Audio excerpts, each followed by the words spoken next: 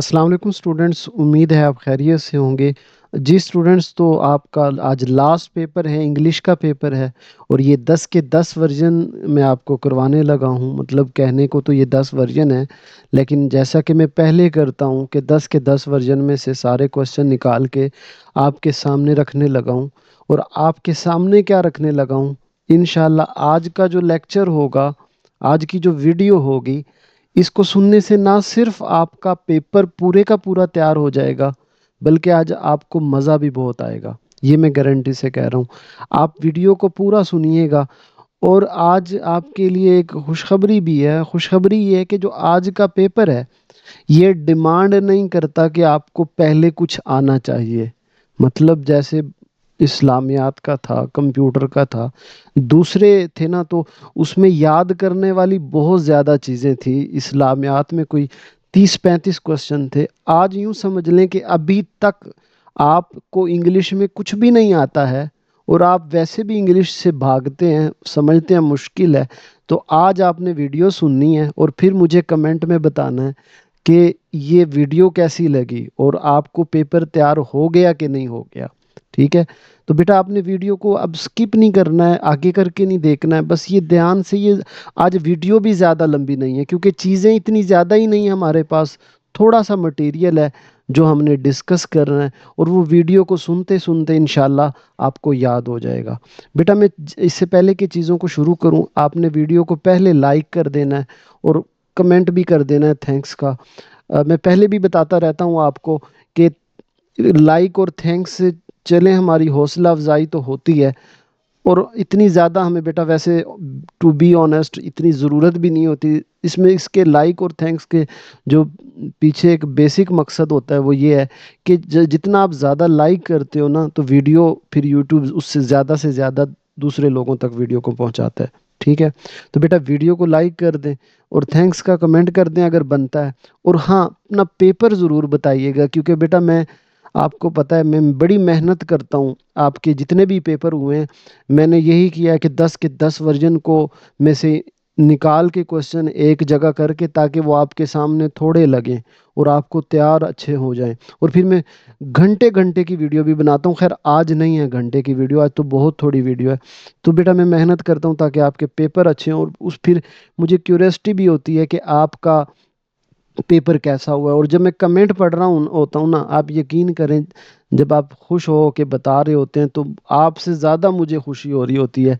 No doubt आप भी मेहनत करते हैं, आपकी भी मेहनत इन्वॉल्व होती है, लेकिन किसी ना किसी हद तक थोड़ी बहुत मैं भी अपनी तरफ से मेहनत कर रहा होता हूँ। तो जब मैं कमेंट पढ़ रहा होता हूँ कि सर पेपर आज बहुत अच्छा हुआ और आपकी वजह से हुआ, आप हमें याद करवा देते हैं, तो इस तरह के कमेंट्स पढ़ के मुझे बहुत अच्छा लगता है। तो बेटा आप अपना पेपर जैसा भी हुआ है वो आप बताइएगा कमेंट में ज़रूर।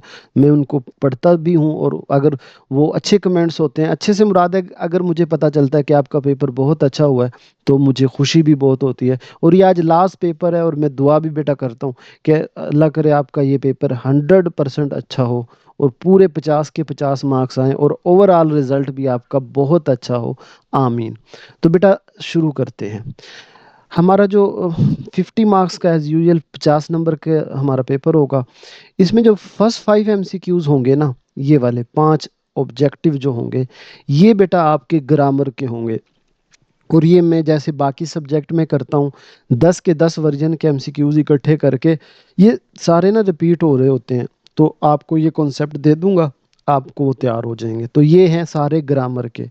उसके बाद जो 5 एमसीक्यूज हैं, ये यूं समझ ले हलवा है। हलवा क्यों है कि इस ये एक पोइम दी होगी, इसी में से आपको ये एमसीक्यूज ढूंढ के निकाल के लगाने होते हैं। जैसे आपके उर्दू में वो पैराग्राफ में ही से निकाल के लिखने थे एमसीक्यूज, इसी तरह यहाँ भी है। तो मतलब ये 10 एमसीक्यूज हो गए 15 नंबर के। अब जो आप 35 नंबर का है ना, वो बड़े मज़ेदार है। वो क्यों मज़ेदार है? अब जो क्वेश्चन नंबर 11 है, अब उसके चार आपको स्टैंजा, ये आपको स्टैंजा दिया होगा, 4 लाइनें दी होंगी, इनको आपने एक्सप्लेन करना है। ठीक है? अब आप कहेंगे सर यानी जैसे तशरीह होती है उर्दू में, और ये इतनी आसान है, 10 नंबर की है। ये देखें, ये 10 नंबर की, और मैं आपको इसका आंसर निकाल के दिखाऊं तो देखें, ये सिर्फ 2 ढाई लाइनों का है। और ये मैं इनको ऐसे बोलूंगा आपको याद हो जाएगा। ठीक है, तो 10 नंबर के आपके ये हैं। उसके बाद जो 12 क्वेश्चन नंबर 12 है उसके नंबर भी 12 हैं। और ये क्या होगा कि कोई ना कोई टॉपिक दिया होगा, जैसे अब ये टॉपिक दिया हुआ है, इस पे आपको पैराग्राफ लिखना है। जैसे ऐसे नहीं होता, एक पैराग्राफ लिखना है, वो आपको लिखना है। ठीक है, वो मैं आगे दिखा देता हूँ। और उसके बाद क्वेश्चन नंबर 13 है, एक पैराग्राफ दिया होगा, उसको आपने 1 मिनट के अंदर पढ़ना है और वो 13 नंबर का है। अब ये हो गए, हमें थोड़ा सा पता चल गया पेपर इस तरह होगा।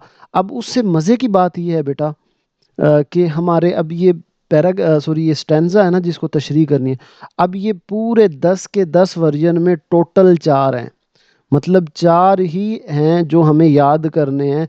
यूं समझ लें कि 2 ढाई लाइनें हैं ना, इस तरह की 4 हमें याद करनी है लाइनें, और हमारे 10 नंबर पक्के हो जाएंगे, क्योंकि 10 के 10 वर्जन में ये 4 स्टैंजा हैं जो रिपीट हो के आ रहे हैं। ठीक है, तो इसी से शुरू करते हैं, फिर आगे चीज़ों को देखते जाएंगे। ठीक है, चले मैं आपको एक हौसला देने के लिए बता दूं, 4 ही ये हैं, ये आपके सामने शो हो रहे हैं, और ये आप देख रहे हैं कि वही 2 2 ढाई ढाई लाइन के हैं।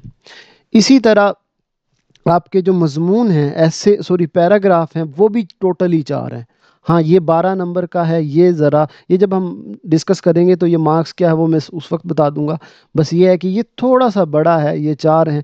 लेकिन ये बेटा मैं खुद राइट किया है, जो की में दिया होता वो नहीं किया। वो एक तो बड़ा होता है, मुश्किल होता है, क्योंकि ये इंस्ट्रक्शन के मुताबिक मैंने ये लिख दी हैं।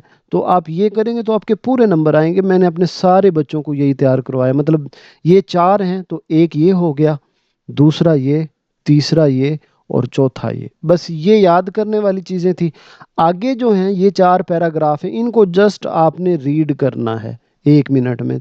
तो ये 4 पैराग्राफ हैं, मैं एक बार आपको रीड कर दूंगा, आप उसकी प्रैक्टिस कर लीजिएगा, पेपर तैयार हो जाएगा। ये 4, ठीक है, दूसरा, तीसरा, और ये हमारा ये नंबरिंग इस पे तीसरी लग गई है, वैसे चौथा है, तो ये फोर्थ वन, और ये हमारा पेपर एंड हो जाएगा। ठीक है, तो बेटा आज की यूँ समझ ले वीडियो बड़े मज़ेदार होने वाली है ना, चीज़ें याद करने वाली हैं, सीधा सीधा सा है। तो आप सुकून से आराम से बैठ के देखिएगा, चाय का कप ले लें, चाय का सिप भी लेते रहें, एक घूंट भी लेते रहें, और चीज़ों को सुनते भी रहें, आपको ये याद होती चली जाएंगी। अब हम अपने क्वेश्चन नंबर 1 को, ये 11 को डन करते हैं। ठीक है, इसमें स्टैंजा होंगे, टोटल 4 हैं, तो 1 बाय 1 पहले हम क्वेश्चन नंबर 11 को डन करते हैं, फिर आगे चलेंगे। अब बेटा पहला स्टैंजा है। अब होगा ये हमारे पास क्वेश्चन दिया होगा ये वाला, और ये हमें आंसर याद करना है। देखिएगा, मैं इसको बोलूंगा इस तरह, आपको अभी बैठे बैठे ही याद हो जाएगा इंशाल्लाह। There once was a very loud mouse.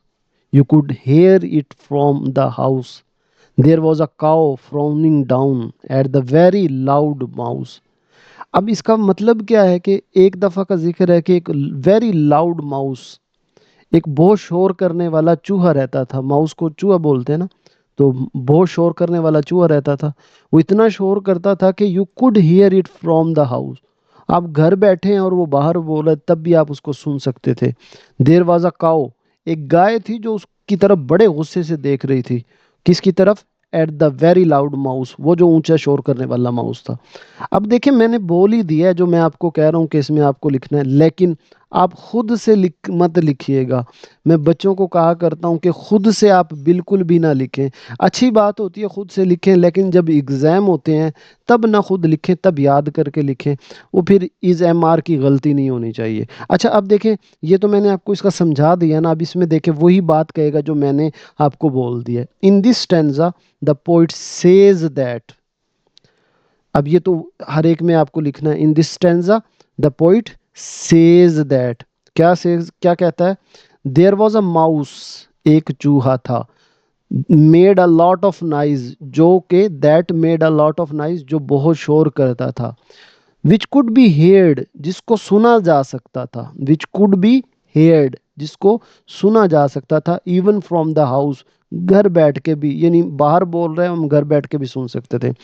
Akao, एक गाय, लुक्ड डाउन, उसकी तरफ देखा, एट द माउस, चूहे की तरफ, विद डिसअप्रूवल, डिसअप्रूवल वैसे कहते हैं गुस्से से, वो कहते हैं ना घूर के देखना, तो वो घूर के देखा। बस यही उसने ऊपर बताया, हमने भी यही बताना है। तो in this stanza the poet says that There was a mouse that made a lot of noise, which could be heard even from the house. A cow looked down at the mouse with disapproval. तो ये बेटा हमारा हो गया, ठीक है। ये आपने याद कर लेना, एक दो बार आप इसको देखेंगे, इंशाल्लाह आपको याद हो जाएगा। इसके बाद बेटा दूसरा क्वेश्चन है। अच्छा, यहाँ जो नए बच्चे हैं वो मैं उनको बता दूं बेटा, क्योंकि ज़्यादा कुछ नए भी हमारे पास आते रहते हैं, तो ये उनके लिए है जो नए हैं, कि हमारे पास ये 10 के 10 वर्जन होते हैं। आप इसको वेरीफाई करना चाहते हैं तो आप किसी भी यूट्यूब के किसी भी वीडियो से चेक कर लें, तो यही मटेरियल आपको मिलेगा, लेकिन समझा के आपको कोई भी नहीं देगा। वो इंशाल्लाह अल्हम्दुलिल्लाह इसी चैनल पे मिलता है आपको, ठीक है। तो अगर आप नए हैं तो चैनल को सब्सक्राइब भी कर लें, क्योंकि अभी तो मिड हैं, फिर इंशाल्लाह फाइनल में भी हमने आपकी हेल्प करनी है, आगे 9th 10th में भी इंशाल्लाह। और कल मैंने आपको बताया था ना कि बुक्स मुझे 9th की आपकी जो न्यू बुक है, न्यू सिलेबस है, मिल चुका है। वो मैंने सोचा है कि आपकी जो छुट्टियां होंगी या पेपर हो जाए कल या परसों, डिसाइड करते हैं, या आप कमेंट में बताएं आप कब बुक को देखना चाहते हैं, तो फिर मैं आपको वो सारी बुक्स दिखाता हूँ आपकी, जो अभी मार्केट में नहीं आई लेकिन हमें पीडीएफ मिल गई है, ठीक है। अच्छा बेटा, इसके बाद हमारे पास नेक्स्ट क्वेश्चन है। In the four and feather, face and limb, I grew so like my brother that folks got me for taking him, and each for one other. It puzzled all our kith and kin. अब इस stanza में क्या है कि in form and feature, face and limb. अच्छा, ये face and लिम चेहरा और लिम कहते हैं हम दूसरे हमारे आज़ा, हाथ पैर। फोर एंड फीदर शक्लो शबाहत, ज़ाहिरी शक्ल। वो कहते हैं ज़ाहिरी तौर पे, मैं इससे पहले बता दूं, इसमें ना स्टेंजा में दो भाई हैं जो जुड़वा हैं, तो उन दो जुड़वा भाइयों की मसाइल क्या होते हैं वो बता रहा है, ठीक है। तो in form and feature, face and limb, मुकम्मल तौर पे शक्लो शबाहत, चेहरे मोहरे से। I grieve so like my brother, मैं अपने भाई की तरह ही बड़ा होता गया, जैसे मेरा भाई था वैसा ही मैं था। That fox got me for taking him. Fox बोलते हैं बेटा रिश्तेदार, आसपास के यार दोस्त अहबाब को। तो दोस्त गॉट मी, मुझे समझते थे, फॉर टेकिंग हिम यानी मुझे समझते थे कि ये वो है, और उसे समझते थे कि मैं हूँ, मतलब दोनों को मिक्स कर देते थे। And each for one other, एक दूसरे को mix. It puzzled all over किच एंड किन। किच एंड किन ये भी एक यूं समझ ले मुहावरा है, इसको रिश्तेदार आप कह सकते हैं, अहबाब रिश्तेदार के। इस चीज़ ने हम इतने मिलते जुलते थे कि रिश्तेदार भी हमारे कंफ्यूज हो जाते थे, ठीक है। अब हम यही बात स्टैंजा में पढ़ते हैं। In this stanza the speaker says that in all the feature and appearance, हमारे चेहरे मोरे शक्लो शबात। ही वॉज लाइक, ही मतलब मेरा वो भाई, ही was like his twin brother, मैं अपने भाई की तरह था। ऑल द पीपल, सारे लोग, were confused about our identity, वो हमें पहचानने में कंफ्यूज थे। And it was a mystery for our relative as well. Mystery बोलते हैं मुअम्मा, जो मुअम्मा जो हल ना हो, जो क्लियर ना हो, ठीक है।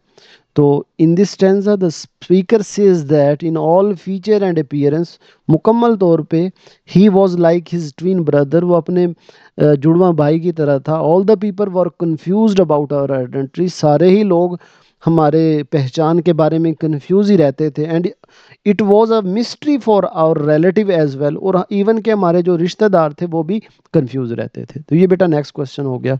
चार हैं तो दो हो गए, तीसरा अब है। अच्छा, ये मैं छुपा दूं, वो इससे अच्छा होगा, क्योंकि मुझे लग रहा है जैसे बच्चों की आदत होती है, वो आप उधर रीड करने लग जाते होंगे तो वो फिर समझने में थोड़ा इशू होगा।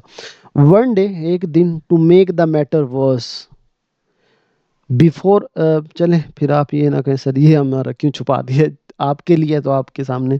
One day to make the matter worse, एक दिन चीज़ें इतनी मुश्किल हो गई। Before our names were fixed, ये उन दिनों की बात है जब हमारे नाम जो हैं वो भी फिक्स नहीं हुए थे। Before our names were fixed, as we were being washed by nurse, ये उन दिनों की बात है जब नर्स हमें नहला रही थी।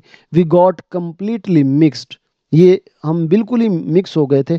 अगेन ये उसी नज़म का है, उसी पोइम का है कि हम दो भाई जो जुड़वा हैं उनकी बात है कि एक दिन तो इतना मुश्किल हो गया काम। One day to make the matter was before our name were fix, और ये उन दिनों की बात है जब हमारे नाम भी नहीं रखे गए थे। As we were being wash by nurse, nurse हमें नहला रही थी, वी गॉट कंप्लीटली मिक्स्ड, हम बिल्कुल ही मिक्स हो गए।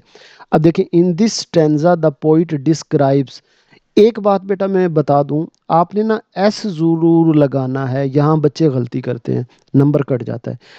डिस्क्राइब्स ऊपर होगा टेल्स, सेज, मतलब एस जरूर लगाना है क्योंकि ये प्रेजेंट इंडेफिनिट टेंस है, याद रखिएगा, ठीक है। तो प्रेजेंट इंडेफिनिट में एस जरूर लगता है। तो in this stanza the poet says the condition of the twins, जो जुड़वा भाइयों की वो कंडीशन बता रहा है कि फॉर देम, उनके लिए, थिंग्स, चीज़ें, बिकेम इवन मोर कॉम्प्लिकेटेड, चीज़ें इतनी मुश्किल पेचीदा हो गई। Their name had not been decided yet, ये जब उन दिनों की बात है जब उनके नाम भी डिसाइड नहीं हुए थे। While the nurse was washing them, जब नर्स उन्हें नहला रही थी, दे वर टोटली मिक्सड, वो मिक्स हो गए थे। And even the nurse was confused, और नर्स भी कंफ्यूज हो गई थी। तो ये हमारा तीसरा हो गया।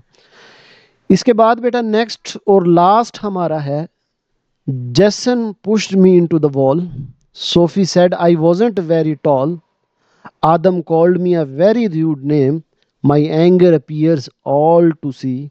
This helps my body, you see, to be ready to fight or to flee. अच्छा बेटा, अब इस पैराग्राफ में, सॉरी, स्टैंजा में, वो एक लड़का है, वो अपनी बात बताता है कि जब उसे बुलिंग उस पे की गई, बुलिंग से मुराद होता है उसको उसको तंज किया गया, उसको ताना दिया गया। तो वो अपनी एक बात स्टोरी बता रहा है, क्या कि एक लड़का था जिस, मतलब ये उन तीन लोगों के नाम पॉइंट बता रहा है कि एक लड़का जैसन था जिसने मुझे दीवार में धक्का दे दिया, push me into the wall, Sophie said I wasn't टल, और एक लड़की जिसका नाम सोफी था उसने मुझे छोटे कद का ताना दिया। सोफी सेड, सोफी ने कहा, आई वॉजंट वेरी टॉल, मैं कोई लंबा नहीं हूँ। आदम कॉल्ड मी, और आदम ने मुझे कहा, एक लड़का और था जो आदम, उसने मुझे, मेरा नाम जो है, मी अ वेरी र्यूड नेम, मेरे नाम को बड़ी गलत तरीके से लिया।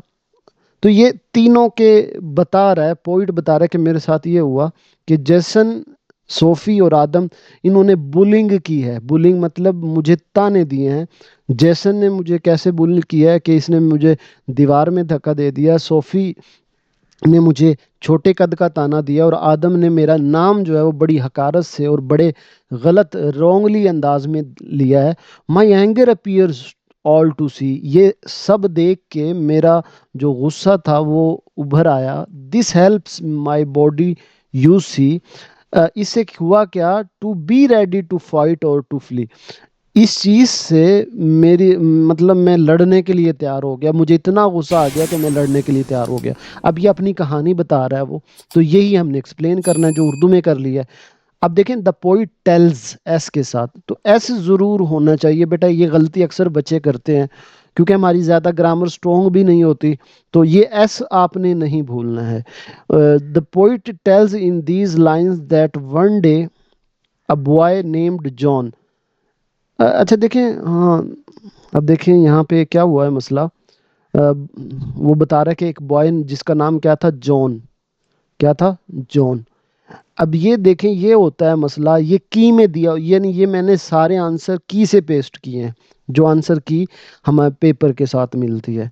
अब देखें, यहाँ जॉन नहीं लिखना था, जेसन लिखना था, क्योंकि क्वेश्चन में अगर हमारे पास जेसन है तो आपने भी जेसन, क्योंकि कहानी तीन, देखें, जेसन, फिर सो गर्ल था, और फिर ये आदम था, तो जो नाम वहाँ क्वेश्चन में लिखा हुआ है आपने यही लिखना है, ये याद रखिएगा। ये गलती से ये की में था जो कि गलत है, तो आपने यहाँ क्या लिखना है, जेसन। तो खैर हम समझ लें, फिर हम इस चीज़ में कंफ्यूज ना हो जाए, ये ना हो हमें ये समझ ही ना आए। द पोइट टेल्स, इसको इग्नोर करें, नाम को, बस क्लियर हो गई ये बात कि जॉन नहीं लिखना, जैसन लिखना है, क्योंकि उसकी बात हम बता रहे हैं। The poet tells in these lines that one day a boy named Jason pushed me into the wall, poet कहता है कि एक दिन एक लड़का था जिसका नाम जेसन था, उसने मुझे दीवार में धक्का दिया। One girl talked about my low height, मेरी छोटे कद के बारे में उन्होंने कोई बात की। While Adam called my name wrongly, और आदम ने मेरा नाम बड़े गलत तरीके से लिया। एट दिस टाइम, और उस वक्त, माई एंगर अरोज, एंगर होता है ना गुस्सा, एरोज वो राइज नहीं होता, उठना उभरना, तो मेरा गुस्सा उभर आया, मुझे गुस्सा आ गया, and I was ready to fight, और मैं लड़ाई के लिए तैयार हो गया। तो ये बेटा इस तरह आपने लिखना है। अच्छा, होना तो वैसे ये चाहिए था कि खुद आप लिखें। अभी आपको पता है ये 9th की बुक आई है, साथ एक नोटिफिकेशन आया है। अभी जो 9th के पेपर होने हैं ना, जो करंट पेपर होने हैं 9th क्लास के, उनको कहा गया है कि 25% कॉन्सेप्चुअल क्वेश्चन होने चाहिए। और अब जब आप 9th में होंगे तो कहा जा रहा है कि इनके 50% कॉन्सेप्चुअल होने चाहिए। अब ये कॉन्सेप्चुअल का मतलब पता है आपको क्या होता है? अब जैसे आप साइंस में दूसरी चीज़ों में क्वेश्चन आंसर पढ़ते हैं, define physics, what is matter, what is acid, define base. तो उन्होंने कहा है कि ये क्वेश्चन अब इसका ट्रेंड ख़त्म हो गया है, ये नहीं होंगे, बल्कि कॉन्सेप्चुअल क्वेश्चन होंगे। मतलब how do we need base, why friction is useless, इस तरह। मतलब ये कॉन्सेप्चुअल, जिसमें बच्चे को कॉन्सेप्ट आता हो और उसे लिखना खुद है, खुद से लिखना है, तो ये कॉन्सेप्चुअल क्वेश्चन होते हैं। अच्छा बेटा, अब इसके लिए ना ज़रूरी होता है कि, अच्छा मैंने देखा हमारे बच्चों के ख्यालात बहुत अच्छे होते हैं, कॉन्सेप्ट भी क्लियर हो जाते हैं। अगर उनके इंग्लिश मीडियम हो ना, तो वहाँ वो मार खा जाते हैं, उन्हें लिखना नहीं आ रहा होता। तो अब मेरे कई बार मेरे भी जहन में आया कि यार मैं ना अपने चैनल पे एक इस तरह का ना इंग्लिश का एक शुरू करूं कि 2 मिनट की, इस पे मैंने प्लान भी किया, वीडियो भी रेडी की, कि ना 2 मिनट की वीडियो हो, डेली 10 सेंटेंस हो जो हमारे स्टडी से रिलेटेड हो, मतलब जो हमारे कॉन्सेप्चुअल क्वेश्चन में यूज़ होंगे। तो हम अगर 10 डेली करें तो एक महीने में 300 सेंटेंस बनते हैं, और ये इतने इनफ होते हैं कि आप अपना पेपर पूरा लिख सकते हो। लेकिन फिर मसला यहाँ आता है कि आप ज़्यादा वो फिर इस तरह की चीज़ें जो सीखने वाली, इस चीज़ को प्रमोट ही नहीं करते। अब आप माइंड मत कीजिएगा, अब आपका पेपर है, आप यहाँ आए हैं, अदरवाइज़ आप नहीं आते। तो अगर कोई ये चाहता है कि ये चीज़ें शुरू करें, और इंग्लिश के जो मैं सोच रहा हूँ कि 10 सेंटेंस डेली रखें, और एक माह में ही मैं कहता हूँ आपकी मैं ऐसे सेंटेंस तैयार हो जाएंगे। तो बेटा जो ये चाहता है वो फिर वोट फॉर इंग्लिश आपने लिखना है ज़रूर कमेंट में, तो इंशाल्लाह ये भी चीज़ हम शुरू करेंगे। ये ले जी बेटा, अब ये आपके 4 के 4 हो गए हैं, ये यूं समझ लें आपके 10 के 10 नंबर पक्के होंगे इंशाल्लाह। इन्हीं में से एक आएगा, और ये कुछ ना कुछ आपको याद भी हो गया, बाद में इसको रिवाइज कर लीजिएगा, ठीक है। इसके बाद बेटा हमारे पास, ये मैं पेपर में से दिखा दूं, अब ये वाला जो क्वेश्चन नंबर 11 है हमारा, ये डन हो गया है। अब इसके बाद है क्वेश्चन नंबर 12, जो कि 12 नंबर का है, और ये पैराग्राफ होंगे। और ये मैंने आपको पहले ही बता दिया है ना कि टोटल ही 4 पैराग्राफ होंगे। ये पहला एक्सपीरियंस ऑफ फेलियर, दूसरा रिफॉर्म यू वुड ब्रिंग, और लिटिल फ्रूटफुल डीड्स, और a moment when you felt proud of yourself. तो ये 4 होंगे, इन्हीं में से आपके पास एक कोई आएगा। अब ना इस ये 12 नंबर का क्वेश्चन है, अक्सर बच्चे कोशिश करते हैं कि खुद लिखें। अब ये ना मैंने आपकी की में से पेस्ट किए हैं पॉइंट, जो हमें टीचर को कहा गया है कि आपने जो 12 नंबर हैं बच्चों को किस तरह देने हैं। मैंने ये सिर्फ इसलिए दिए हैं, जो बाज़ बच्चे सोचते हैं हम खुद लिखें। बेटा लिखना चाहते हैं ज़रूर लिखें, अच्छी बात है, लेकिन इन पॉइंट को आपने जहन में रखना है कि आपके 5 नंबर किसके हैं, रेलिवेंट सेंटेंस। यानी आप 10 सेंटेंस लिख लेते हो ना, जो कि रेलिवेंट होने चाहिए। ये ना हो कि आपके लिए पैराग्राफ हो फेलियर, और आप उसको कहानी सुना रहे हो जनाब हीरन जा की, ऐसे नहीं, रेलिवेंट होने चाहिए। तो 5 number, clearly stated main idea. अब इसका मतलब क्या है, जो आप बात कर रहे हो, आपकी जो कहानी या पैराग्राफ उसी के गिर्द घूम रहा हो। ये ना आप छलांग नहर में लगाएं और निकल आप हवाई जहाज से रहे हो, ऐसा नहीं है। तो क्लियरली स्टेटेड मेन आइडिया होना चाहिए। यूज़ ऑफ फॉर्मल लैंग्वेज, कुछ एक दो मुश्किल लफ्ज़ भी आपने यूज़ करने हैं, एडजेक्टिव वगैरह, ये 3 नंबर के हैं। और कंपाउंड सेंटेंस भी थोड़े बहुत बनाने हैं, ये 2 नंबर का है। तो इस तरह आपको 12 नंबर मिलने हैं। अच्छा, अब देखें, आप खुद से बनाओगे तो ये बहुत मुश्किल चीज़ होती है। मैंने क्या किया है, ये चारों के चार ना बना दिए हैं। अब ये मैंने ना इस तरह बनाए हैं कि ये इन चीज़ सारी बातों को फुलफिल करते हैं, ठीक है। मैंने अपने बच्चों को भी यही तैयार करवाया, और ये 100% मार्क्स वाले हैं, यानी 12 में से 12। इसमें ना हर चीज़ है, ये जो चारों मैंने लिखी हैं, ये हर चीज़ है। मतलब मुझे क्यों ज़रूरत पेश आई ये लिखने की, ये आसान है, मतलब अपना क्राइटेरिया भी पूरा कर रहे हैं, और आसान भी हैं, मतलब याद जल्दी हो जाएंगे। तो मैं आपको इंशाल्लाह याद भी करवा दूंगा। हम शुरू करते हैं, ठीक है, आपने सुनते जाना है। सॉरी पैराग्राफ हमारा है, हमें ये कहा जाएगा कि experience of failure and how it help you to be motivated, कि अपना कोई ऐसा फेलियर का, नाकामी का एक्सपीरियंस बताएं जिसने आपकी हेल्प की हो बाद में मोटिवेशन के लिए, फिर आप उस यानी अपनी नाकामी से आप मोटिवेट हुए हो और फिर आपने कामयाबी ली हो, तो इस तरह का कोई एक्सपीरियंस आपने बताना है। तो ये आपका 12 नंबर का क्वेश्चन है। अब इसमें हमने बताना क्या है कि जो ऐसी नाकामी जो हमारी कामयाबी का सबब बनी हो, ठीक है। तो पहला जी, failure is a part of life. नाकामी ज़िंदगी का हिस्सा है and every one faces it, और हर इंसान के सामने ये चीज़ आती है। वंस, एक बार, I failed in my math test, मैं मैथ के टेस्ट में फेल हो गया। आई फेल्ट वेरी सैड, और मैं बहुत उदास हो गया। आई रियलाइज्ड, मुझे एहसास हुआ। I was not working hard enough, मैं ज़्यादा मेहनत नहीं कर रहा था अब तक। माई टीचर टोल्ड मी, मुझे मेरे टीचर ने बताया कि फेलियर जो है, नाकामी जो है, टीच अस अ लेसन, हमें सबक सिखाती हैं, नाकामियाँ हमें सबक सिखाती हैं। I started studying more and practising every day, मैंने शुरू कर दिया पढ़ना मोर, और ज़्यादा, एंड हर रोज़ उसकी प्रैक्टिस करना शुरू कर दी। स्लोली, और आहिस्ता आहिस्ता, आई became a better at math, और मैं मैथ में बेहतर हो गया। बेटा यहाँ एक गलती के चांस है, वो नहीं करने। I became better in math नहीं करना, एट मैथ होता है, ठीक है। तो आहिस्ता आहिस्ता मैं मैथ में बेहतर हो गया। इन द नेक्स्ट टेस्ट, और जब नेक्स्ट टेस्ट आया, I got good marks and felt happy, और मैं बहुत, मुझे मेरे मार्क्स भी बहुत अच्छे आए और मैं खुश हो गया।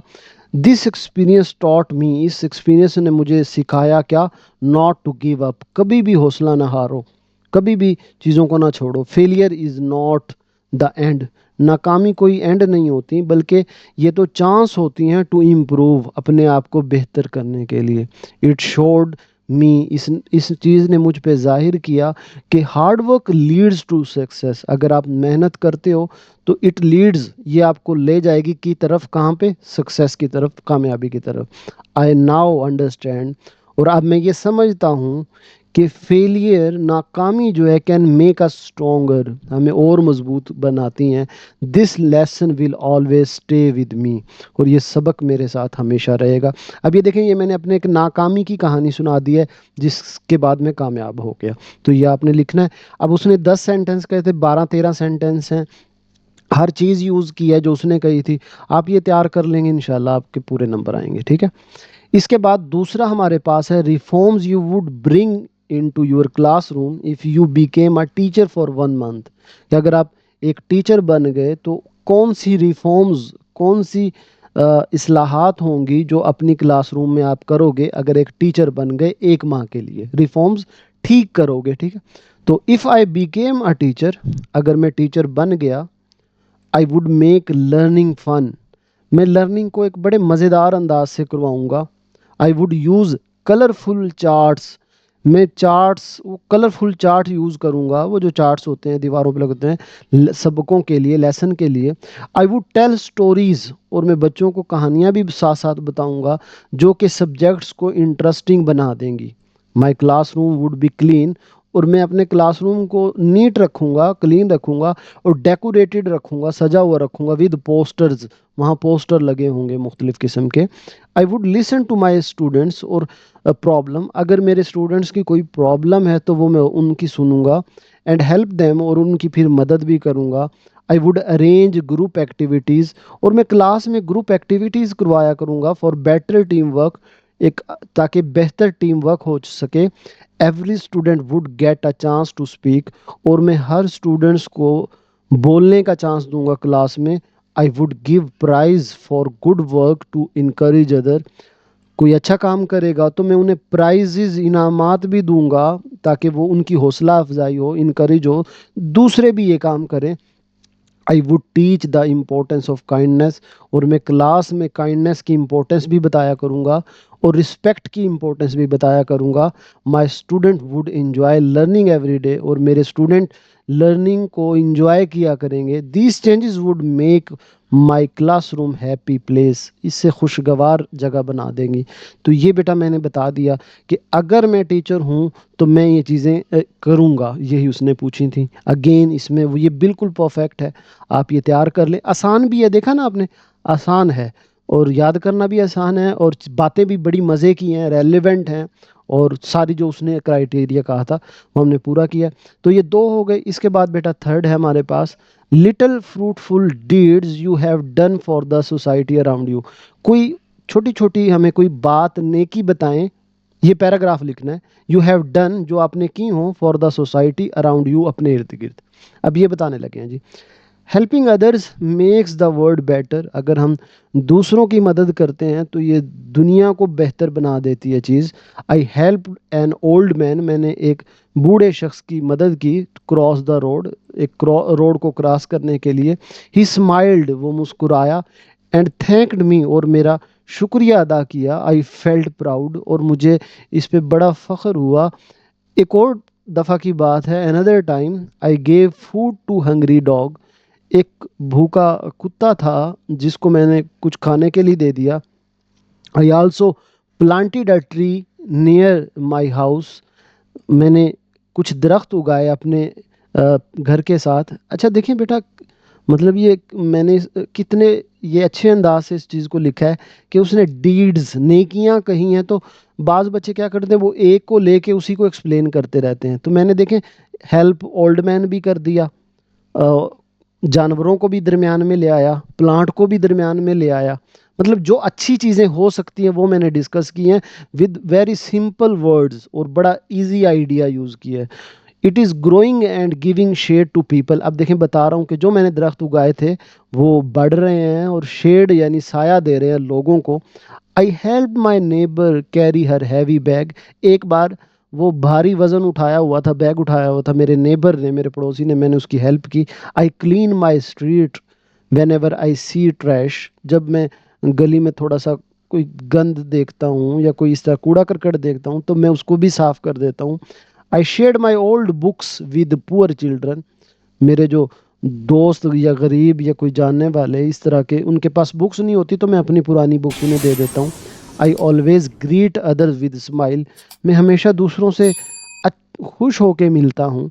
दी स्मॉल डीड्स, अब ये सारी छोटी छोटी नेकियां हैं, हालांकि स्मॉल डीड्स हैं, मेक अ बिग डिफरेंस। इनसे अब हर बंदा ये करने लग जाए तो कितना डिफरेंस आ जाए।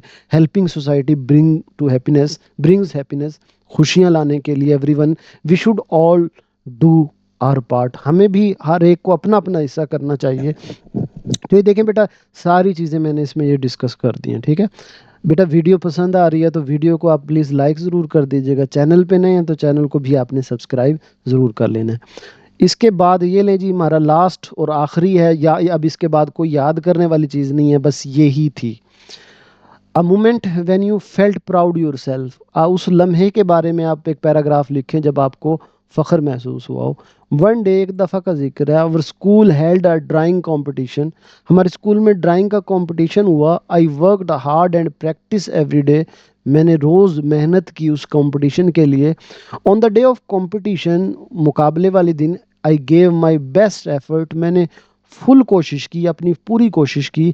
व्हेन द रिजल्ट केम, जब रिजल्ट आया, I won the first prize, मुझे मेरी पहली पोजीशन आई। Every one clapped for me, हर एक ने तालियां बजाई मेरे लिए। And my parents were very happy, और मेरे जो पेरेंट्स थे वो भी हैप्पी थे, खुश थे।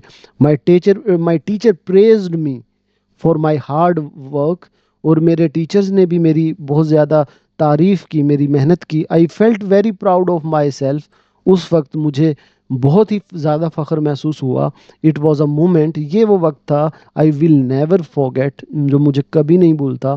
This taught me that effort brings success, ये मुझे सिखाती हैं कि जो कोशिशें हैं वही सक्सेस और कामयाबियाँ लेके आती हैं, नसीबों से कामयाबियाँ नहीं मिलती। Winning made me more confident, इस जीत ने मुझे मुझे और पुरएतमाद और कॉन्फिडेंट बना दिया। आई प्रोमिस्ड माई सेल्फ, मैंने अपने आप से प्रॉमिस किया, वादा किया to always try my best, मैं अपनी पूरी कोशिश किया करूँगा।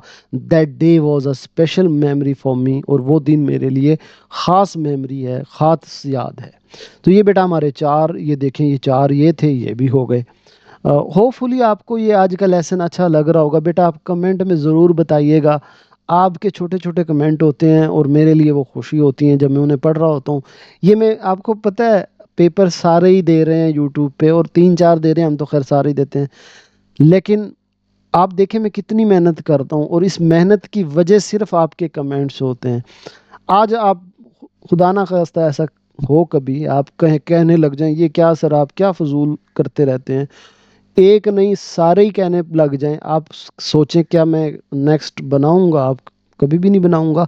मतलब मुझे उससे कुछ भी मिल रहा हो, मैं मोटिवेट ही नहीं होऊंगा, मैं कहूँगा यार छोड़ो किन चक्करों में पड़ रहे हो। तो बेटा अपने कमेंट्स, अपने ख्याल का इजहार, अगर कोई चीज़ बुरी लग रही है, अक्सर बच्चे मुझे कह देते हैं, मैंने आपको पहले भी बताया था कि सर आप बोलते बहुत ज़्यादा हैं, तो वो पढ़ के उससे हम सीखते हैं। आप यकीन करें, ठीक है ये एक उसके ख्याल था, लेकिन इस चीज़ों से हम सीखते भी बड़े हैं कि अच्छा हमें यहाँ इतना बोलना चाहिए। तो अगर आपको कोई चीज़ ऐसी लग रही हो कि सर ये थोड़ी एक्स्ट्रा हो रही है, इसको ना करें, तो वो भी आप ज़रूर बताएं।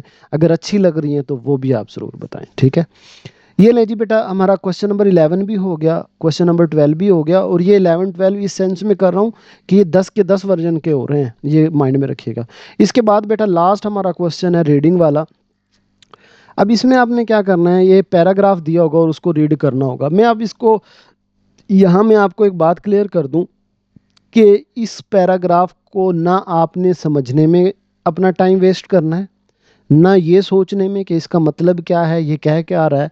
भाई हमें जस्ट वहाँ रीड करना है ये पैराग्राफ, और 1 मिनट के अंदर करना है। तो आप एक बार सुन लो, दूसरी बार इसको खुद ट्राई कर लो, दैट्स इट, बस उससे ज़्यादा आपने इसमें टाइम नहीं लगाना। आप टाइम लगाओ ऐसे में, ये जो चार ऐसे हैं, क्योंकि ये थोड़ा सा आपका टाइम लेंगे, और थोड़ा सा वो जो हमारी तशरीह हैं दो दो लाइनों की, इन पे लगा लो, ठीक है। इसको जस्ट एक बार सुन लो और एक बार खुद पढ़ लो, क्लियर कर लो, हाँ ठीक है, बस फिर इसको जाने दो। पैराग्राफ 1 है, northern areas of Pakistan is home to some of the most stunning landscapes in the world, from the snow capped peaks of the Karakoram range to the fertile plains of Balochistan. Visitors are sure to be impressed by the beauty of this area. The region is also home to some of the Pakistan's most pristine natural ecosystems, including forests, mountains, and lakes. These areas offer wealth of outdoor activities such as hiking, camping, and fishing. Northern areas also have to a rich history and culture. The people here are known for their warm hospitality and friendly nature. They are also known for their traditional music, dance, and crafts. Pakistan has a rich, varied wildlife which can be found in the northern areas. The region is home to wide array of animals including elephant, lions, leopards, bears, primates and many other species that are very interesting. तो बेटा ये आपने just read करना है, एक दफ़ा सुन लिया है, एक दफ़ा और सुन लो इसको थोड़ा, फिर एक बार खुद बोल लो और आगे चलो। ये भी चार हैं, ये पहला हो गया, अब दूसरे की तरफ जा रहे हैं। सनफ्लावर्स, अच्छा बेटा यहाँ अक्सर हमारी वैसे इंग्लिश होती है सनफ्लावर, मतलब हमने ये चीज़ें इतनी मुश्किल से सीखी होती हैं कि हम उनको स्किप नहीं करना चाह रहे होते। अब आर जो है वो भी ज़्यादा बोला ही नहीं जाता इंग्लिश में, तो ये लफ्ज़ होता है सनफ्लावर्स। तो आर और एस को देखें मैंने कैसे मिक्स किया है ना। तो sunflowers are special because they can follow the sun. The plant flowers in the summer, their yellow petals and exciting presence make us feel warm and happy. Sunflowers can move their heads throughout the day, following the sun's path. They do this using a special ability called heliotropism. ये बेटा लफ्ज़ दोबारा सुन लें, दोबारा पढ़ लें, बोल लें, heliotropism, heliotropism, heliotropism. Sunflowers have a special hormone that helps their cells grow longer. On the side of that's in the shade, it makes them bend towards the sun. This clever trick helps the sunflowers get as much sunlight as possible for their growth. When you see fields of the sunflowers, you will notice that they all face the same way towards the sun. It's a beautiful example of how plants adapt, make the most of their surroundings. When the growth of the flowers stalk stops and the flowers is mature, heliotropism also stops. After that, the flowers faces east from the movement onward. तो ये दूसरा paragraph था. इसके बाद बेटा next हमारे पास तीसरा और फिर ये चौथा, मतलब टोटल ही चार हैं. The markhor is the national animal of Pakistan. Markhor is a combination of Persian. बेटा ये लफ्ज़ पर्शियन नहीं होता, पर्सियन भी नहीं होता, ये लफ्ज़ है पर्शियन. वो जो याला बाली नहीं कहते हम जे से, या ये वो लफ्ज़ है, पर्शियन बोलना है हमने. And Pashto word markhor combination of Persian and Pashto words.